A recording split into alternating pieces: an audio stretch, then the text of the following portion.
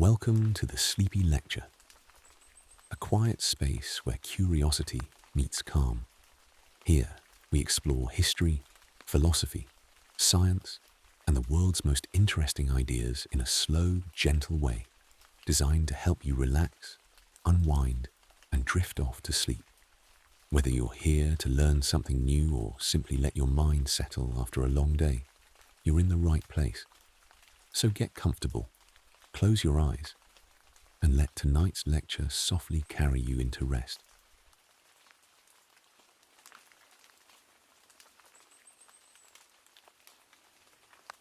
On the night of the 24th of November, 1971, a man jumped out of a plane over the forests of the Pacific Northwest. He was holding $200,000 in cash. He was never seen again. His name was not D.B. Cooper. That name came from a mix-up in early press reports. And it stuck. No one knows his real name. No one knows where he came from. No one knows where he went. What is known is that he pulled off one of the most audacious crimes in American history. In broad daylight, on a busy commercial flight, in front of dozens of witnesses, he hijacked a plane, collected a ransom, and then stepped out into a cold and stormy sky above the wilderness of the Pacific Northwest. The FBI investigated his case for over 40 years. They interviewed thousands of people. They chased hundreds of leads. They never identified him. In 2016, the FBI formally suspended active investigation of the case. The file remains open. The man remains unknown. The money has never been fully recovered. The D.B. Cooper case is the only unsolved hijacking in American aviation history. And more than 50 years later, it remains exactly that, unsolved. Tonight we move through it slowly. The events of that day, the search that followed, the theories that have grown up around it, and the quiet, strange fact that someone once did this and simply got away. Let your breathing slow. There is no hurry. We begin on a Wednesday afternoon at Portland International Airport.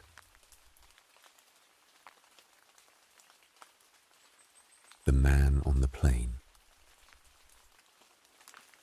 The man checked in under the name Dan Cooper. He bought a one-way ticket on Northwest Orient Airlines, Flight 305, from Portland, Oregon, to Seattle, Washington. The fare was $18.62. He paid in cash. He was described by the crew and passengers, who later spoke to investigators, as a man of middle age, somewhere between 40 and 50 years old. He was of medium build and medium height.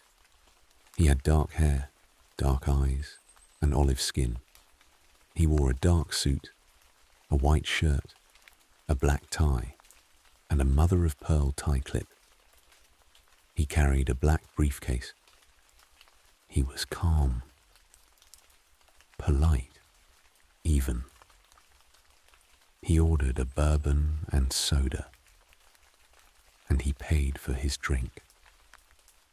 The flight took off just after 2:30 in the afternoon. Once it was airborne, the man passed a note to a flight attendant named Florence Schaffner. She assumed at first that it was a phone number.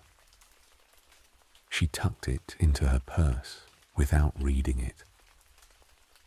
He leaned toward her and said quietly, "You had better look at that note."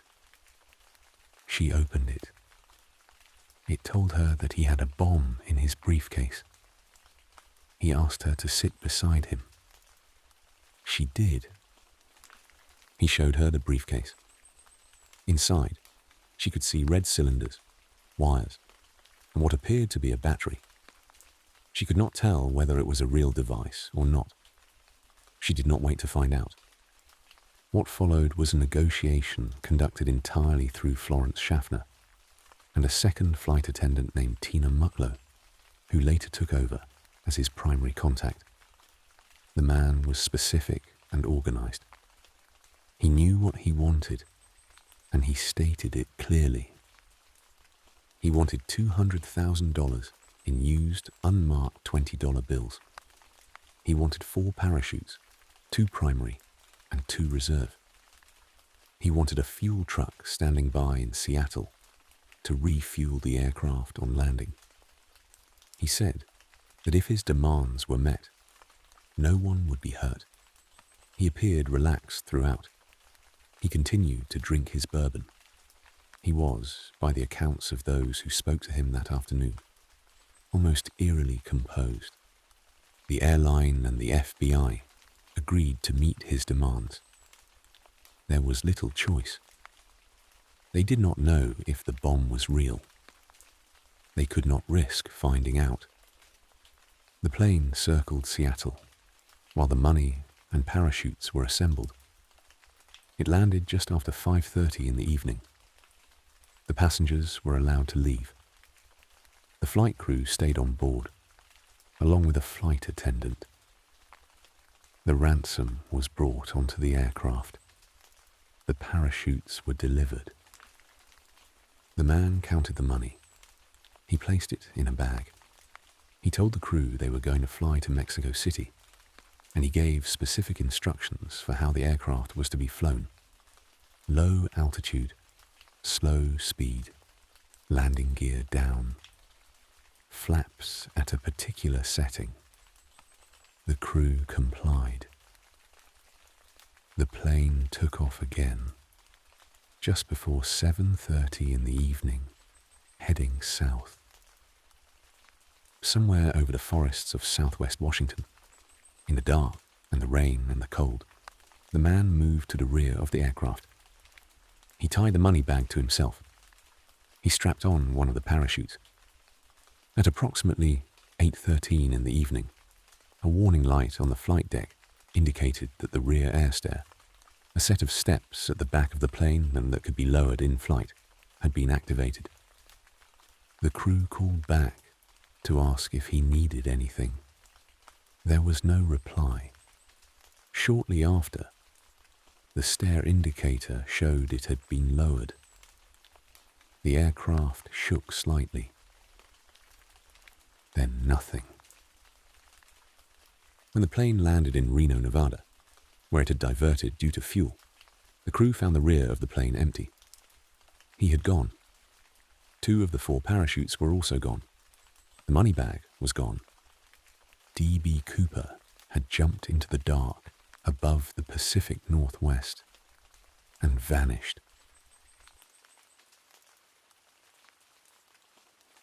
The search. The FBI launched one of the largest manhunts in American history. Military and civilian aircraft searched the forests of southwest Washington in the days following the jump. Ground teams combed the wilderness below the probable jump zone. They found nothing. No parachute, no body, no trace of the man or the money. The terrain below the likely jump area is dense and difficult. Old-growth forest, deep ravines, rivers, thick undergrowth. In November, with winter closing in, much of it is inaccessible. A body, or a parachute, or a bag of money could lie in that forest for years without being found. The FBI had certain advantages. The serial numbers of all $200,000 in bills had been recorded before the ransom was paid. If the money was spent, it could be traced. Agents quietly circulated the serial numbers to banks and businesses across the Pacific Northwest and beyond. For years, nothing turned up. The FBI also worked to identify the man himself. Hundreds of tips came in. People named former colleagues, estranged relatives, suspicious neighbors, veterans, pilots, parachutists, anyone who might have the skills and the nerve to do what the hijacker had done. Each lead was followed. Each one came to nothing. The years passed. The leads slowed. The case grew colder. Then, in February 1980, something happened that changed the investigation. At least briefly. A young boy named Brian Ingram was digging in the sand on the bank of the Columbia River, about 40 miles east of Vancouver, Washington. He was 8 years old. His family had stopped there for a picnic. He was digging in the sandy riverbank when he pulled up a bundle of rotting paper. It was money, 3 packets of $20 bills, badly decomposed, partially held together by rubber bands. The serial numbers matched. They were from the D.B. Cooper ransom. The discovery was remarkable. It confirmed that some portion of the money had at some point entered the Columbia River system. It confirmed that the ransom was real and that it had come to rest somewhere in the Pacific Northwest. But it raised as many questions as it answered. How did the money get there? Had Cooper crossed the river after his jump? Or had the money washed downstream over years?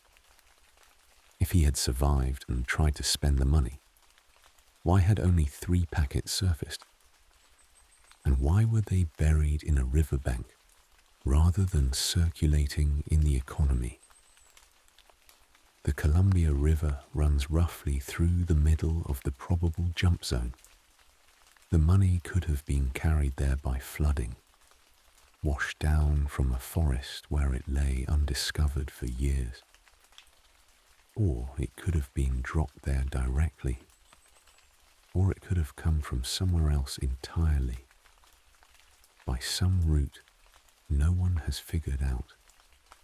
No more of the money has ever been found. The theories.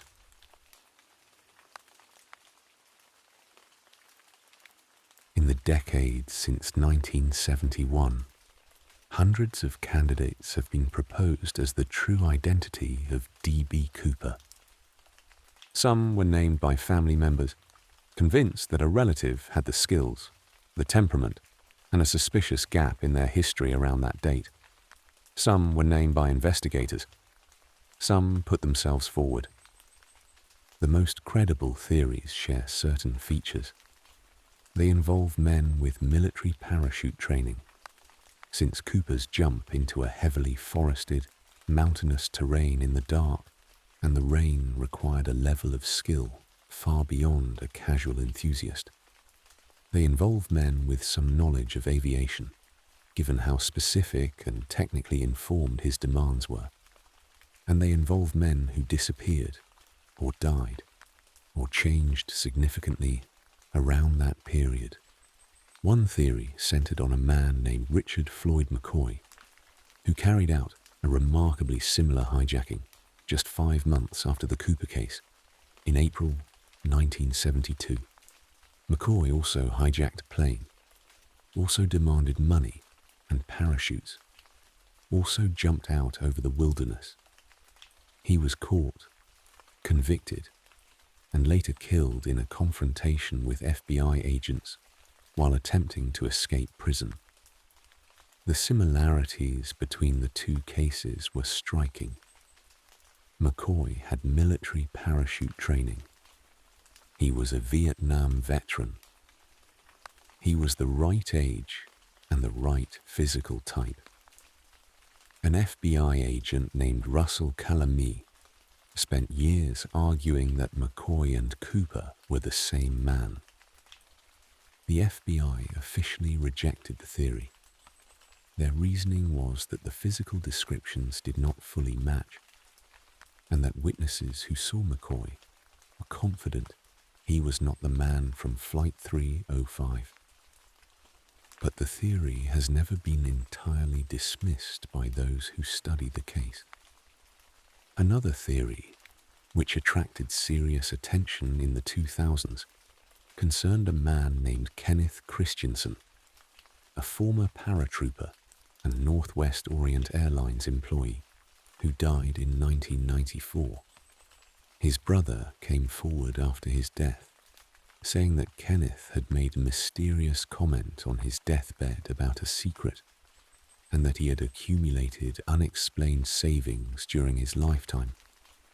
Investigators noted that as an airline employee, Christensen would have known the aircraft's systems well enough to operate the rear air stair. The FBI reviewed this theory and concluded there were significant physical differences between Christensen and the described hijacker. But again, the physical descriptions from witness accounts varied enough that certainty was difficult. A third theory emerged from a woman named Marla Cooper, who claimed that her uncle, a man named L.D. Cooper, had confessed to the hijacking to family members before his death. She provided a photograph, and various investigators examined it. No firm conclusion was reached. There are dozens more. Each one has advocates. Each one has problems. The truth is that without the man himself, or without the money, or without something that constitutes hard evidence, the theories remain theories. The FBI's own assessment, at the time they suspended active investigation, was that Cooper had likely not survived his jump. The terrain, the weather, the altitude, the cold, the darkness, a potentially non-functional parachute, the weight of the money bag. All of these factors combined to make survival unlikely. Their working assumption was that somewhere in the forests of southwest Washington, or in the river system below, are the remains of a man and a portion of a ransom that the wilderness has kept hidden for more than 50 years. This may be right.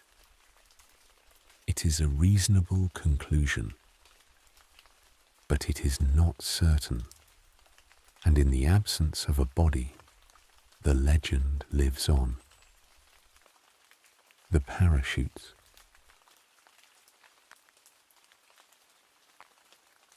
One detail in the Cooper case has never been fully explained, and it is a detail worth pausing on. He asked for 4 parachutes, 2 primary, 2 reserve. The FBI's first assumption was that he intended to force a crew member to jump with him, and that the extra chutes were insurance against being given a sabotaged one. If he planned to take a hostage, he would need 2 working parachutes, and having 4 to choose from reduced the risk that any one of them had been tampered with. This reading made sense at the time. It still makes sense. But there is a detail that complicates it. One of the reserve parachutes he was given was a training chute. It was not designed for an actual jump. It was sewn shut and marked clearly as a dummy, used only for teaching student skydivers how to handle a reserve deployment. It was, in a word, useless. An experienced skydiver would have known this immediately. The fact that Cooper apparently did not notice or did not care led some investigators to revise their estimate of his skill level. Perhaps he was not as expert a parachutist as the jump itself implied. On the other hand, in a dark cabin, under pressure, with the ransom money in his hands, and the aircraft waiting to take off again, the distinction between a real reserve and a training dummy may not have seemed urgent. He had 2 primary chutes. He used one. The reserve was, by definition, a backup to a backup. The choice of parachute he actually used has also drawn attention. Of the two primary chutes he had been given, one was a military surplus model and one was a civilian sport parachute belonging to a skydiving school. The civilian chute was more modern and easier to use. The one he chose was the military model. Why would an experienced civilian skydiver choose the older, less intuitive military chute? One answer is that he was military trained, and the military model was simply more familiar. Another is that the choice was random, made quickly in the dark. Another is that whoever he was, the choice of parachute tells us something about his background that we have not yet fully read. Small details like this are what serious researchers spend their time on. The tie he left behind was examined by scientists who found traces of rare chemical compounds on it, including a form of titanium used in defense manufacturing in the early 1970s. This suggested he may have worked in the aerospace or defense industry.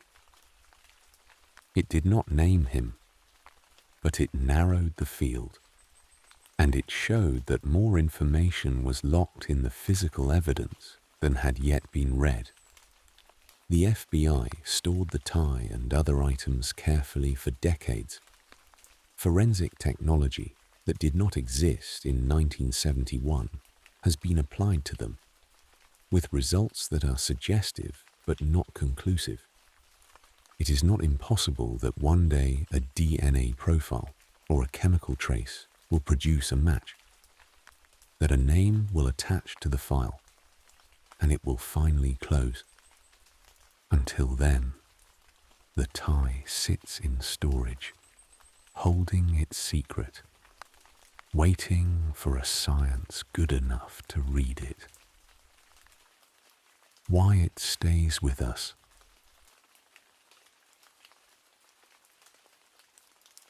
The D.B. Cooper case has a hold on the imagination that other crimes do not. Part of it is the audacity, the sheer nerve of what the man did.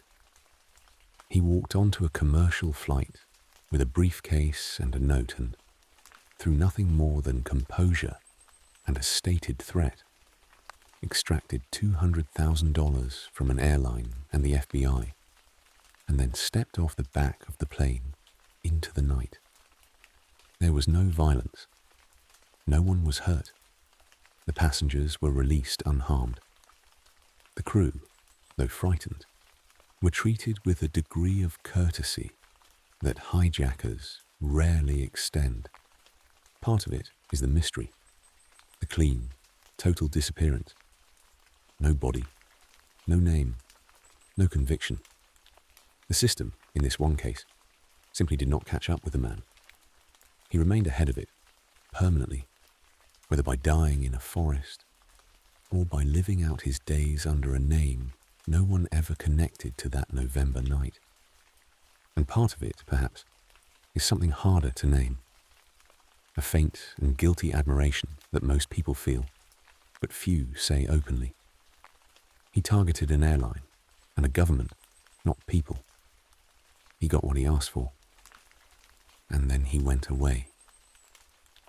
He became, in the popular imagination, something like a folk hero, a figure who stepped outside the ordinary rules for one extraordinary night and was never brought back inside them. The films came, the books came, the theories multiplied. In the town of Ariel, Washington, not far from the probable jump zone, an annual celebration called the D.B. Cooper Days was held for decades, drawing people who came to raise a glass to the man who jumped. No one knows if he deserved it. No one knows who he was. But the story of a man who disappeared into the dark carrying a bag of money and was never found turns out to be one that people find very hard to put down.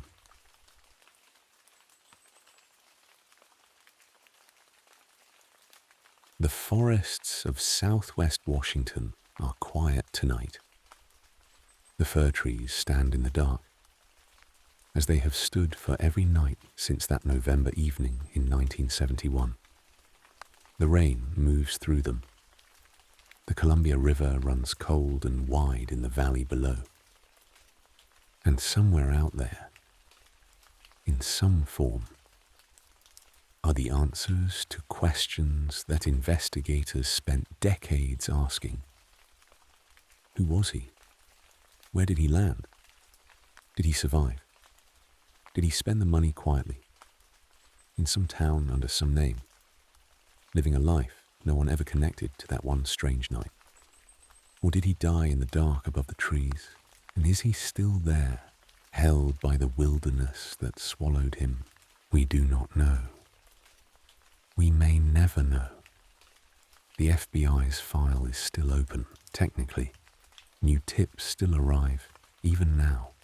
People still come forward with theories, with photographs, with deathbed confessions passed through family members. The case has a gravity that keeps pulling people back to it. Perhaps one day someone will find something in those forests. A parachute, half buried under decades of leaf fall. A bag, decomposed but traceable. Something small and specific that finally closes the loop. Or perhaps not. Perhaps the forest keeps this one. Perhaps the man who called himself Dan Cooper on a Wednesday afternoon in 1971 will remain exactly what he is now. A dark suit and a black tie, and a composed smile, and a note passed to a flight attendant. And then the night opening up below him and swallowing him whole. There are worse ways to become a mystery. Rest now. Let the rain move through the trees. Let the river run. The forest has its secrets, and tonight, so do you.